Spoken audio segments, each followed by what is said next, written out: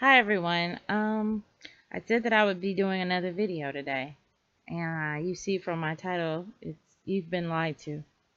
We've all been lied to, and the reason why I decided to do this video is I watched another video on YouTube, and a lot of the times when I see people's experiences, I would like to relate to those, so I say something about them in another video.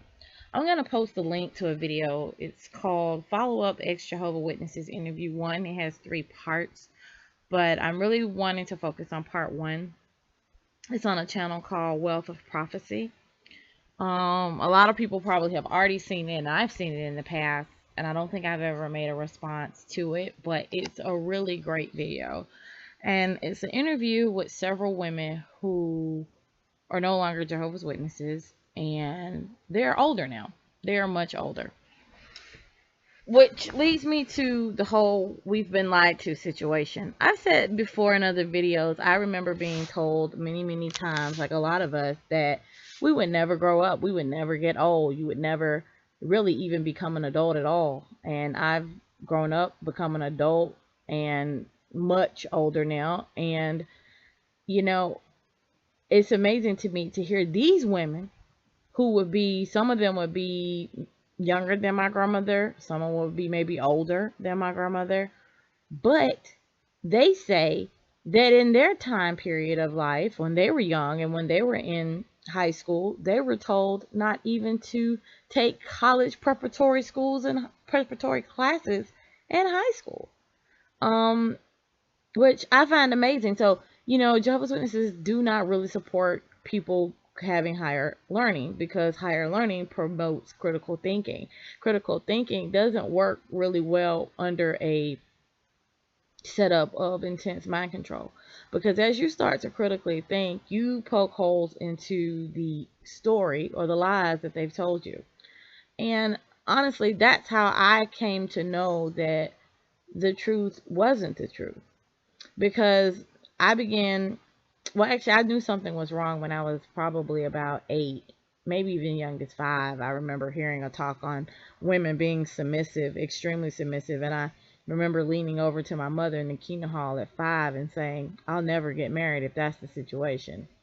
And not meaning that I felt as if I don't feel like a woman should just lord over a man, but I felt like I should be considered an equal and not necessarily someone to be oppressed because I felt oppressed enough by my own parents. So I definitely didn't want to grow up and get married and be oppressed by my husband. But really, once again, like I said, back to the lies a little bit. I was told I would never get old. I'd never go to high school, and that the new system would be here. And you look in this video, these women were told the same thing. It is 2014. It's been 100 years since this organization has been lying, and no one inside seems to want to call their bluff. No one can have this type of inconsistent record. There is no type of industry out there where someone could have 100 years of doing something badly or being dishonest for that long. Not even politicians. But Jehovah's Witnesses seem to put up with these actions and allowing them to continue to lie to them, you know, and they just say the light gets brighter. Well, apparently the light is extremely weak. It's been 100 years and it still isn't bright enough for them to see that what they said about Armageddon is just not true. The whole invisible reign of Jesus during that time frame. It's just not true. It's just something that they made up just to keep people within the organization. And then it made me think about a Ponzi scheme, about a Ponzi scheme and how Ponzi schemes work and how people are taken in by them because they're promised something, but they never really get out what they put into it. And that's the same way that the Watchtower Bible Tract Society works. You put all this time in it, you sacrifice your life, your ability to have children's relationships and all types of things, only to see that they lie. And the way that they say that they lie, they use their code words. The light gets brighter and brighter. That just anytime they do something that's not it doesn't come true, whatever they foretold, it doesn't come true. It's just the light, apparently it wasn't bright enough yet, we couldn't see it. But the light seems to be extremely dull because they never can seem to get it, together, which I find, kind of interesting that they're unable to do it. But what I will say is I'm tired of getting lied to. I'm tired of being lied to. The other lie that we were told, and a lot of people fall into this situation of, just like myself, they were baptized at age 12 or younger. And then all of a sudden, as adults, they may decide that they don't want to be a part of the organization. And the organization wants to disfellowship them and start shunning.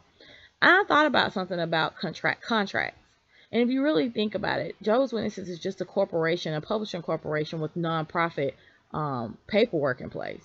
Basically, when you're baptized into Jehovah's earthly organization, which is basically contractual. It's a contract. You enter into a specific contract saying the things that you will and will not do. But the thing is they never hold up their end of the bargain. When does Armageddon come? When does the new system come? They don't hold up their end of the bargain to what they say, and they're never held responsible. But once you find out that their contract that you went into agreement with them when you got baptized, they don't want to honor that. They don't want to have to answer to that contractual agreement. Now, when you get baptized in other organizations, you're baptized in the name of the Father and the Son and the Holy Spirit. There isn't a specific contract agreement there where it says that, do you believe in this and this specific thing, and that you know the questions, people. You are being baptized into Jehovah's earthly organization. It has nothing to do with Father, Son, and Holy Spirit. They don't care about that. Your name never leaves their books. They continue to count you. That's why when you leave, they want you to write a letter to remove you from their books so that they can no longer be liable to the contract agreement that you went into. Then I thought about something. As a 12-year-old child, I could never enter into any type of contractual agreement on my own without a lawyer or without something in place in that fashion. So I feel like all these people who, have got this fellowship for things, and the fact that they actually went into this contractual agreement with the Watchtower Bible Tract Society when they were minors, I don't think that they should be disfellowshipped. In fact, I don't think disfellowshipping should happen at all. But it's interesting how when you want to bring a lawyer into the situation, the Watchtower and Bible Tract Society, they start backpedaling. They then they really want to get rid of you really, really fast at that point, because they know what they're doing. They know that this organization is nothing more than a business. And the people knocking on their door are just poor salespeople. And they have convinced these people that their only way to salvation is by knocking on doors. And that's the only way that they can get it. That's the only way that they will be saved. And then they swear that the people are conned into believing that they have love for these people that they knock on the door for, but they don't. Because as soon as the person says they're uninterested, the witness at the door will get mad and say a little nasty comment and walk on to the next one. I remember we used to do that when I was going out in field service. We would just say, oh, we're going to shake the dust off our feet. That person's just going to probably die at Armageddon. God, Jehovah's going to personally kill them. I mean, that's not a loving spirit. These people are going to these doors only to facilitate their need for salvation. They don't really care about these other people's needs for salvation. They really don't. I mean, but to be in all fairness, the person coming to your door is under 8 different types of mind control. And that's very hard to break free from. Is from that mind control. But the first thing you need to do is to look at what they're telling you and compare it to what's real. Compare it to an outside source. Compare it and see if what they're telling you is reality, and that it measures up to other points of logic or other proven ideas and theories, and it's factual. Stop being lied to.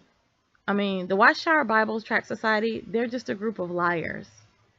It's a group of liars. You can't even talk to the governing body. Those people are elusive. Just like someone in a Ponzi scheme. You'll never talk to the man up top. He'll just take your money and you'll never see him again. Most people have never even seen a governing body member in person. So just remember, people, just stop getting lied to. Walk away from this cult. walk away from this cult.